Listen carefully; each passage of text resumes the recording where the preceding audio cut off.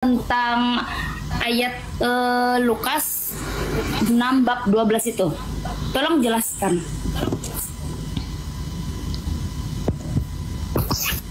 Lukas 6 ayat Bab 6 ayat 12.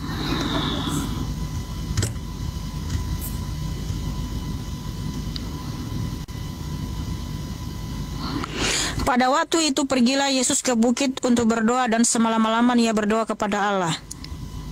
Iya, Yesus kan Allah. Kenapa dia berdoa kepada Allah? Dia berdoa kepada siapa?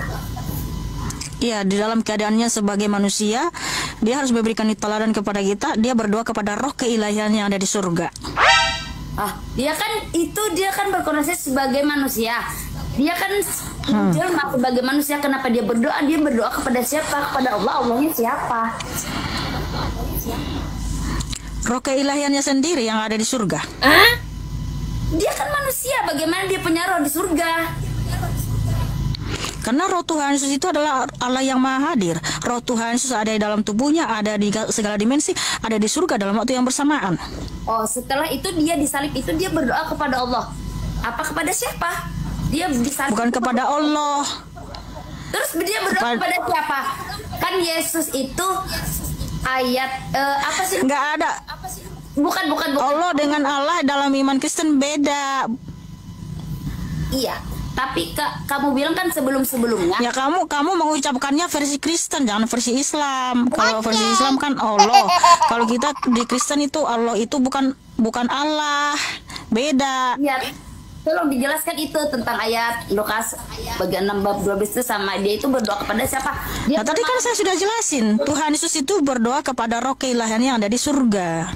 Ya, terus karena Tuhan itu sudah menyatakan sebelum dia datang ke dunia berkenosis sebagai manusia, dia sudah menyatakan di Ulangan 32 ayat 39 sampai 40, ketika dia datang mengangkat tangannya ke langit, itu Tuhan sudah menyatakan aku tetap dia.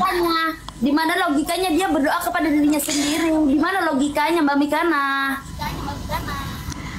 Iya, Oke, jadi kalau ya dia harus berdoa kepada dirinya sendiri lah. Masa berdoa kepada Tuhan yang lain? Karena kan tidak ada Tuhan yang setara dengan dia, tidak ada yang sebanding dengan dia. Dia kan Tuhan, masa dia berdoa kepada dirinya sendiri? Harusnya kan dia mempunyai kekuasaan seperti tema kamu, Yesus Allah Maha Kuasa. Masa dia kuasa? Ya itulah. Dirinya sendiri. Ya itulah kemahakuasaannya. Nah, apa kemahakuasaan dari sesembahanmu? Apa kemahakuasaan dari Allahmu yang disaksikan oleh orang banyak dan tak bisa diklaim oleh siapapun? Saya tadi bertanya itu. Kita kembali ke tema kamu. Saya cuma bertanya kepada Anda. Karena sekarang siapa Anda? Pemateri sekarang Anda. Jadi saya bertanya kepada Anda, kenapa Anda berbalik bertanya saya?